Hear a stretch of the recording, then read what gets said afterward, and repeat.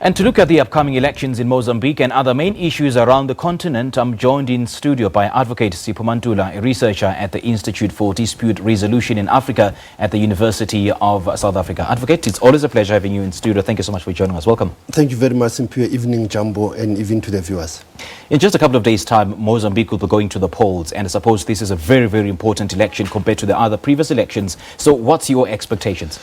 Simpio, I can say to you what is very critical is that we are talking about 48 hours before these historic elections.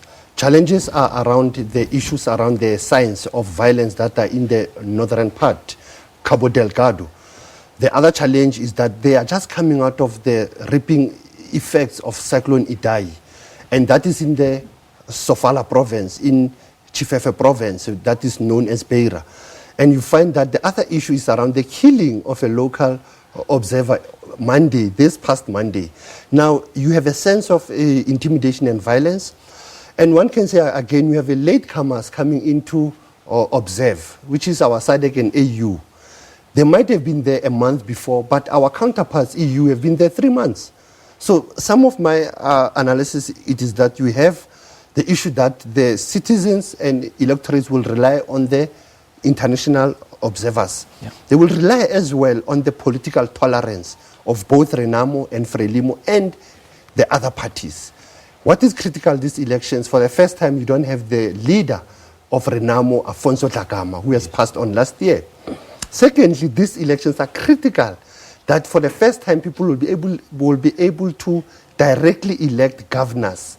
Before the last elections, Renamo won some provinces. But because Frelimo won the majority, they were the ones who can delegate and appoint governors. Now, their electoral system has changed, so that's where I can say to you, that's how Mozambique it is standing, or how we can paint the picture of this forthcoming general elections.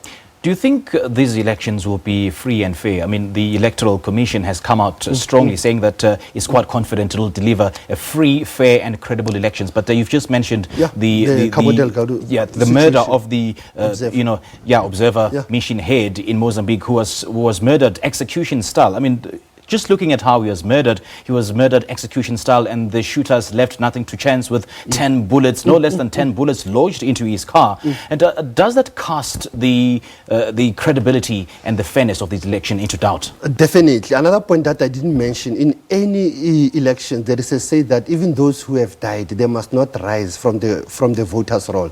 Now you have the ghost voters who are in the voters' roll. That's another challenge. Okay. Simply at UNISA every year we do offer training to the electoral officials. The main issue when you talk of the standards of elections, it is around security. Now you have the police being accused or allegedly to be involved in the killing of this local observer, an eminent person from Shai region in the north part of Gaza. Now, the challenge of the Electoral Commission is around voters' roll, is around the issue of violence, and is to allow people in Cabo Delgado to cast their vote, but it will be difficult because you have a local terrorist group, which is young people from that country. Yes. You have multinationals who are there to work on the gas and the minerals that are now in the north part. Now, Electoral Commission, what it has to do again is to allow domestic observers to have access to all polling stations. That is a key issue. Now, finally, one can say the observers now, internationally or regionally or SADC and AU, must be able to advise the Electoral Commission during elections and post-elections in terms of advising on challenges. Remember that observers don't monitor, they don't interfere, but they are able to give a critical recommendations on the spot, but on the same time on a parallel engagement with the Electoral Commission. But will they be able to work freely and fairly without any threat of being killed? Simply violence, you cannot rule it out. And like I said to you, vocabulary in the elections, we have moved away from using the word free and fair. We use the word peaceful, credible, legitimate, transparent. Now, the free and fairness is, like I said to you, if you have a clean voters' roll. The free and fair that you are saying is when you have a non-violence and a peaceful elections. Right. But you have this military activity that is in the northern part, in Cabo Delgado. And that's where President Nyusi is from. And he has been trying to deal with it since 2017. Now you have this challenge of dealing with violence during elections. And like I said to you, another fear, people in Sofala province, in Chifefe, have been struggling even to have a meal, food, since after Cyclone Idai effects. So you have a challenge that are you now compromising humanitarian aid based on elections? Because you will know that elections, political parties spend a lot of money in terms of campaigns, in terms of buying voters, in terms of buying T-shirts and caps and hiring artists. That's how elections in the continent have been shaped. Now, what is key is this free and fairness that I said to you, credible, transparent, legitimate. Do these challenges that I've just mentioned pose any immediate or perhaps future risk to the peace agreement that was signed in August? Definitely, because from Renamo, there is a challenge. There's a few in our last interview when we were talking about that peace deal, that there is a remnant of Renamo that they don't agree with the recent leader, Momade, in terms of this peace deal. And this being the third peace deal, there are other issues that are still around that they are blaming Frelimo to be interfering.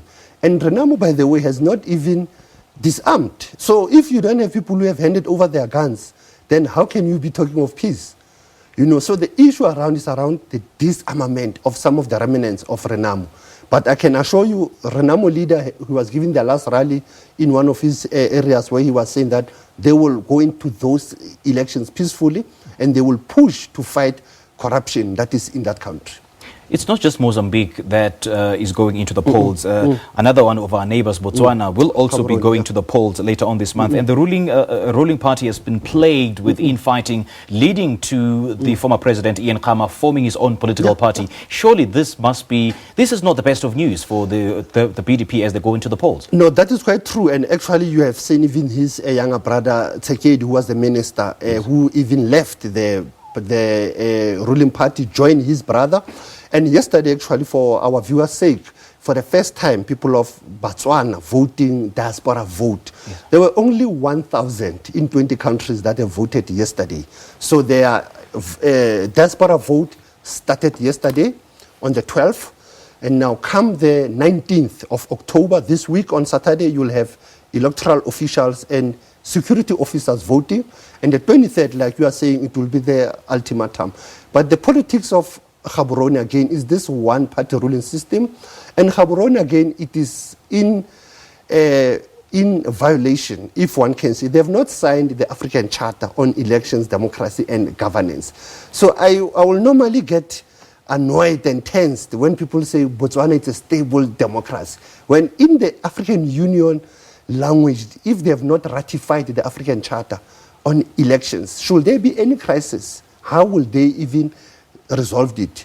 Obviously, they are now printing their ballot papers from here, South Africa, but it's a very less number. We are talking about less than 900,000 voters in that country. So one can say relatively they will be peaceful, but like you are saying, there might be challenge to the ruling party with new coalitions and the new party that is formed by the former president. But by the way, he will not even contest those elections. So if you say they haven't ratified the charter, would the African Union perhaps recognize these elections or the outcome of the elections? No, they will. But what I am trying to say to Simple is that it's very important for them to ratify that charter, because that's where we are able to promote popular democracy. We are able to bring security. We are able to bring electoral justice. And we are even able to bring what we are saying, that in any problem of elections, you have a recourse. Now, SADC is based in Gaborone, so you will not have a problem in terms of violence, because all member states of SADC, they are based in Gaborone, and observer missions are there, so you won't have any crisis in Gaborone. The main issue that we have just said is around Mozambique so far. Okay. And then let's talk about Ian Khama's influence in the country. Is he perhaps a threat to President Masisi? Definitely. He will be going to the pockets of villages of the former members of BDP and pushing them to BPF, Patriotic Front. He will be able to tap into them using his father's legacy, because remember, this party was formed by his father, Ian Khama.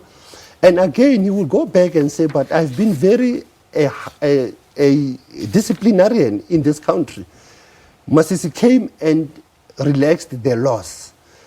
Ian Khama was very strict in that country. You will know how the youth of that country was stifled. They were not free. But Masisi brought some changes there. Masisi fought with him around what? Privileges that were due to the former head of state. That's how they were fighting. Masisi fought with his security grouping that were in intelligence. That was another issue.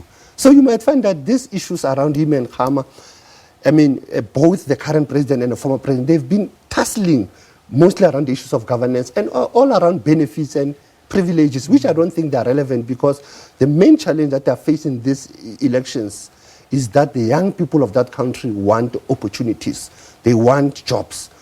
The indigenous people who have been moved because of the minerals, they want restoration of their rights. Because that's one country that we have a violation of indigenous people in Ganzi, in one of the villages that have pushed indigenous people there, and then we have mineral companies that are still benefiting, and the ordinary people of Botswana are not benefiting from their mineral resources. And seeing that Khama is, we will still enjoy the benefits of former incumbency, as it were, and as you just said, he's riding on the ticket of his father's legacy. Does he have a chance? Definitely, but now you have this umbrella for democracy for change under Duma Boko, who is a lawyer who comes from USA, Harvard. He's the one who's giving a threat now, because Khama will be part of the coalition, and they will use this ticket of the coalition to can unseat the ruling party. And this is the country where you can say that it's very few numbers of seats that they'll be fighting for. They might need to work around 57 constituency to get 29. And these elections are critical as well in that country that came out of, one can say, like I said, to a history of being peaceful, relatively calm, but as well as having pockets of poverty, as well as unemployment of the young people. Right, right. Moving further north on the continent, we go to Tunisia now, where that country voted in the runoff election today, and the people there seem to be against the current establishment of, as they rejected the recognizable politicians, opting instead for a media mogul and a professor. What do you make of this? Interestingly, Tunisia, it is that you have this Nabil who is just being released on Wednesday. He has been in prison for almost a month for allegations of money laundering, tax evasion. But you have an ordinary professor of law, Qasid Said, coming and doing a traditional door-to-door campaign. That's how he has found himself in the second round off. But the ruling party, as well as you look, the 2011 Tunisia uprising, when you talk of the Arab uprising, Tunisia paints that picture.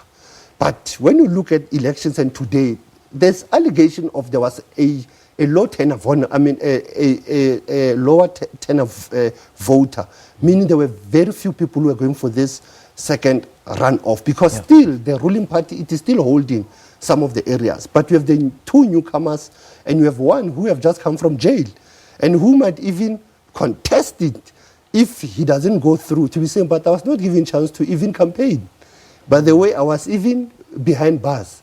But Professor Kasaidi, I can say to you, Saidi, I think he's one person who people have hope into, because he's got experience and bringing the law and politics. It might save that country. But the ruling party has been losing since the current president, the former president left, and even within the ruling party, there have been tensions. Okay. Let's turn our focus now to Uganda, where the country marked 57 years of independence today. And on Wednesday. On Wednesday, I beg your pardon. And Yoweri Museveni has been at the helm of the country since 1986.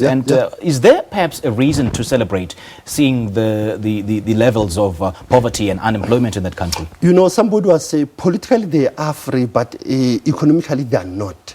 The challenge in Kampala that we have now is around corruption, unemployment, and the shrinking of political activism. Just recently what he did, he's now closing down the young Bobby Wine, the young artist, a member of parliament, telling him that you are not allowed to wear the red berets, you can't wear the military wear, this is against the law. He has been very close to even Paul Kagame, He has even invited President Mnangagwa to come to his 57th anniversary. Now you look at these two characters. Other analysts are saying Museveni, Mnangagwa suppresses opposition parties who are young people. Chamisa is almost 41. Bobi Wine is 30 years. Now, what are these old men fighting for with these young people? For power, which they don't know the hour. And this is the line of Robert Nesta Marley when he say, politicians fight for power, but they don't know the hour. Now, Museveni, they are having elections in 2021 or 2020, if I'm not certain about that date. But the challenge of the 57 years of Kampala, it is that they still have to go back to the legacy of Milton Obote, who was the first prime minister in that country. Milton Obote tried to unite Uganda. That's what we'll always be calling Kampala, the Pearl of Africa, because when you think of Kampala, there was a great history there, and Uganda has been struggling as well, but it has been influential in the regional politics.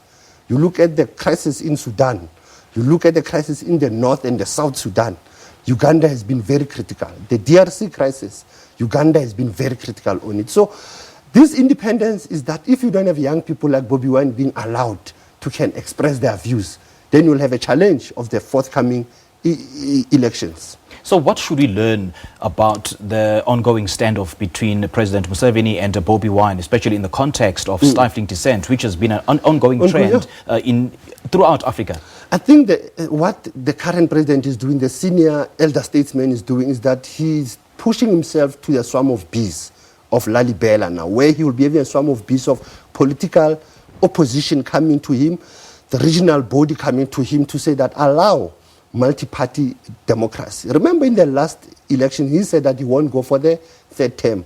But he went on and amended the constitution, because this is how African leaders are doing. When they know their term is coming to an end, they just go to parliament, amend legislation to go for the third term, which they say, but in Africa, we don't have this term called the third term. Actually, when the people love you, they will vote for you. Yeah. But now it's critical that he needs to allow all opposition parties in his country to can express their views based even on the regional laws, which I've all mentioned now. The African Charter on Democracy, election, allow participatory democracy.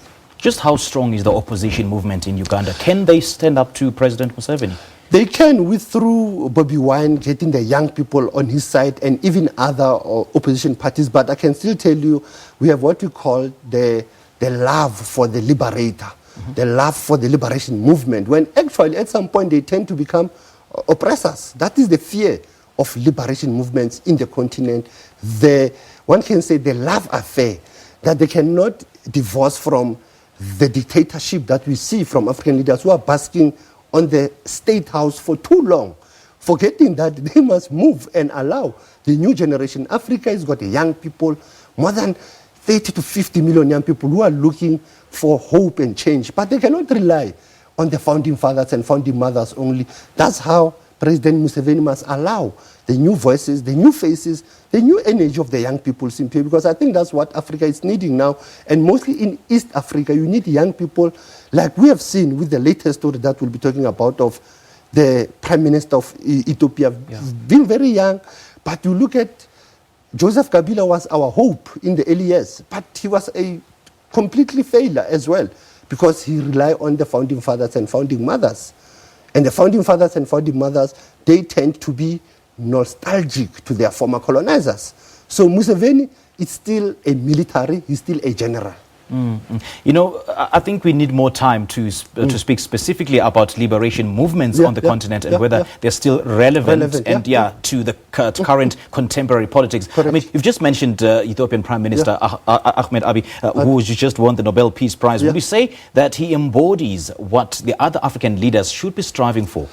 Simply listening to your senior political editor, Sophie, I think it was eloquent for him to raise his challenges. But I think some of us, we need to take another coin and say, but this young man is facing challenges even internally.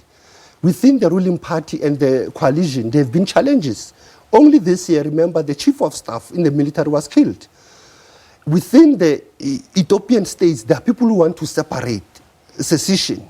Mekelle University, I mean, when you go to the province of Tigrinya, the Mekelle people have moved from the ruling party. So I can say to you, this Nobel Peace Prize, it came in a sense that acknowledging his role in Eritrea, Djibouti, Somalia, Kenya, the Sudan, and as well as the release of political parties. But I think there's challenges that is facing his leadership as a young person who comes from military intelligence.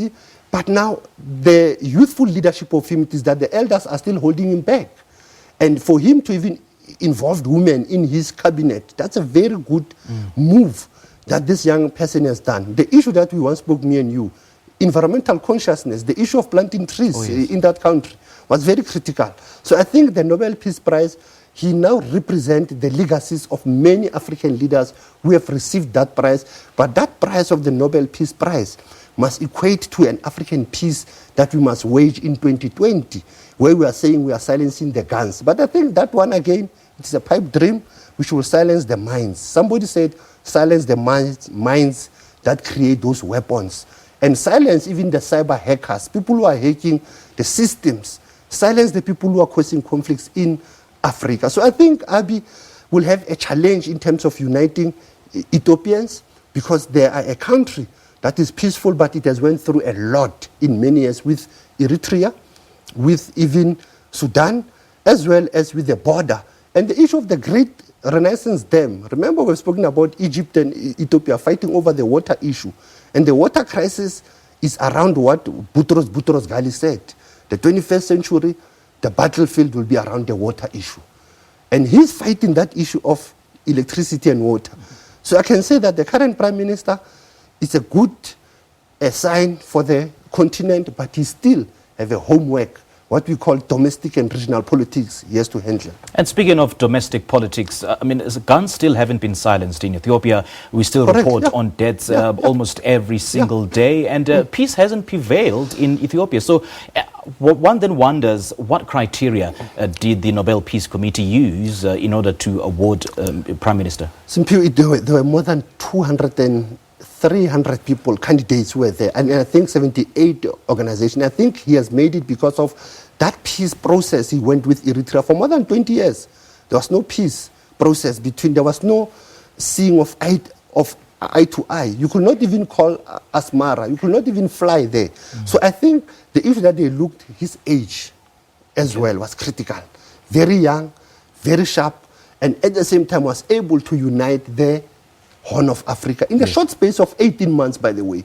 The first 100 days of him, he was able to push the issues around Eritrea and pushing a first presidential woman, Sahle Werke, as the ceremonial president. So one can say the Nobel Peace Prize is for Africa, but it should translate to silencing of guns, moving beyond 2020. Right. And that's how Ethiopia, once it's peaceful, the Horn of Africa will be peaceful. And with the last words of Haile Selassie, he will say, educated for war, but strive for peace at all possible means.